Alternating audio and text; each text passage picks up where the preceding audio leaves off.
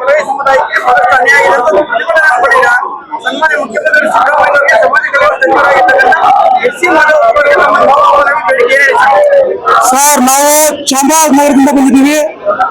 ನಮ್ಮ ಒತ್ತಾಯ ಇಷ್ಟೇ, ಏನು ಒಳ ಮೀಸಲಾತಿಯಲ್ಲಿ ನಮ್ಮ ಬಲಗೈ ಸಮಾಜಕ್ಕೆ ಪೋಸ್ಟರ್ ಬಿಲ್ನಲ್ಲಿ ತುಂಬಾ ಅನ್ಯಾಯ ಆಗಿದೆ. ಅದರಿಂದ ಈ ಒಂದು ಒಳ ಮೀಸಲಾತಿಯನ್ನ ಯಾವುದೇ ಕಾರಣಕ್ಕೂ ಜಾರಿ ಮಾಡಬಾರ್ದು. ಏನು ಹಳೆ ಮೀಸಲಾತಿ ಇದೆ, 15% ಹಳೆ ಮೀಸಲಾತಿಯನ್ನು ನಮ್ಗೆ ನ್ಯಾಯವನ್ನು ಕೊಡಬೇಕು. ಏನು ಈಗಾಗಲೇ ಪ್ರತಿಭಟನೆ ಮಾಡಿದ್ವಿ, ಇಷ್ಟು ಜನ ಬಂದಿದ್ದೀವಿ. ಆದ್ರೂ ಕೂಡ ಕೆಲವು ಇಬ್ಬರು ಮಂತ್ರಿಗಳು ಬಿಟ್ಟರೆ ಇಲ್ಲಿ ಮುಖ್ಯಮಂತ್ರಿ ನಾವೆಲ್ಲ ನಮ್ಮ ಸ್ವಾಮೀಜಿ ಕೂಡ ಮುಖ್ಯಮಂತ್ರಿ ಬರ್ತಾರೆ ಅಂತ ಹೇಳಿದ್ರು. ಆದ್ರೆ ಇಷ್ಟೊಂದು ಜನಕ್ಕೆ ಸ್ಪಂದಿಸಿದೆ ಮುಖ್ಯಮಂತ್ರಿ ಸಿದ್ದರಾಮಯ್ಯ ಬಿಡಿಲ್ಲ. ಆದ್ರೂ ನಾವು ಕಾಯ್ತೀವಿ. 27ನೇ ತಾರೀಕು ನಡೀತಕ್ಕಂತ ಒಂದು ಕ್ಯಾಬಿನೆಟ್ ಸಭೆಯಲ್ಲಿ ನಮ್ಮ ಪರವಾಗಿ, ನಮ್ಮ ಪರ ಅಂತಲ್ಲ, ಏನು 101 ಜಾತಿಯು ಕೂಡ ಅನ್ಯಾಯ ಆಗದಿರೋ ರೀತಿಯಲ್ಲಿ ನಮ್ಗೆ ಒಂದು ಆದೇಶವನ್ನು ಮಾಡಿದ್ರೆ ಮಾತ್ರ ನಾವು ನಮ್ಮ ಒಂದು ಹೋರಾಟವನ್ನು ಹಿಂಪಡಿತೀವಿ.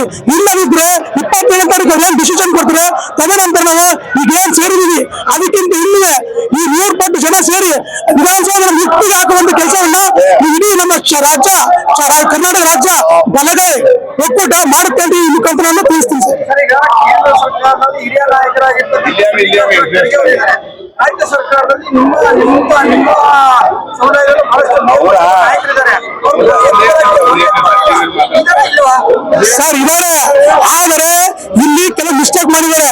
ಈಗ ಏನು ನ್ಯಾಯಮೂರ್ತಿ ನಾಗಮೋಹನ್ ದಾಸ್ ವರದಿ ಅವರು ಫಸ್ಟ್ ಮಾಡಿರ್ತಕ್ಕಂಥ ಮಿಸ್ಟೇಕ್ ಇದು. ಅವರು ಸರ್ಕಾರವನ್ನ ಒಂದು ಮರೆಮಾಚಿದ್ದಾರೆ. ಅವರು ಕೊಡ್ತಕ್ಕಂಥ ಏನು ನಮ್ಮ ಸೆನ್ಸಸ್ ಏನಿದೆ, ಸೆನ್ಸಸ್ ಬರ್ತಕ್ಕಂಥ ಜನಸಂಖ್ಯೆನ ನಮ್ಮ ಬಲಗೈ ಸಮುದಾಯಕ್ಕೆ ಅನ್ಯಾಯ ಮಾಡಿದ್ದಾರೆ. ಕೆಲವೊಂದು ನಮ್ಮ ಸ್ವಾಮೀಜಿಗಳು ಹೇಳಿದ್ರು, ಕೆಲವೊಂದು ಡಿಸ್ಟಿಕ್ ಅಲ್ಲಿ ನಮ್ಮ ಒಂದು ಸಮುದಾಯ ಅತಿ ಹೆಚ್ಚು ಲಕ್ಷಗಟ್ಟಲಿದೆ, ಅಲ್ಲೆಲ್ಲ ಕೈ ಬಿಟ್ಟು ಕೆಲವು ನಮ್ಮ ಸಮುದಾಯನ ಮತ್ತೆ 3ನೇ ವರ್ಗಕ್ಕೆ ಮತ್ತೆ ಮಾದಿಗ ಸಮುದಾಯಕ್ಕೂ ಕೂಡ ಸೇರಿಸಿ ಬಹಳ ಅನ್ಯಾಯ ಮಾಡಿದ್ದಾರೆ. ಅದರಿಂದ ಇದೆಲ್ಲ ಆಗಿರೋದಿಲ್ಲ ನ್ಯಾಯಮೂರ್ತಿ ನಾಗಮೋಹನ್ ದಾಸ್ ವರದಿಯಿಂದಲೇ ಆಗಿರೋದು. ಇದಕ್ಕೆಲ್ಲ ಕಾರಣ ನಾಗಮೋಹನ್ ದಾಸ್ ಅಂತ ನಾವು ಈ ಸಂದರ್ಭದಲ್ಲಿ ಹೇಳ್ತಾ ಇದೀವಿ ನಾವು. ಹೌದು,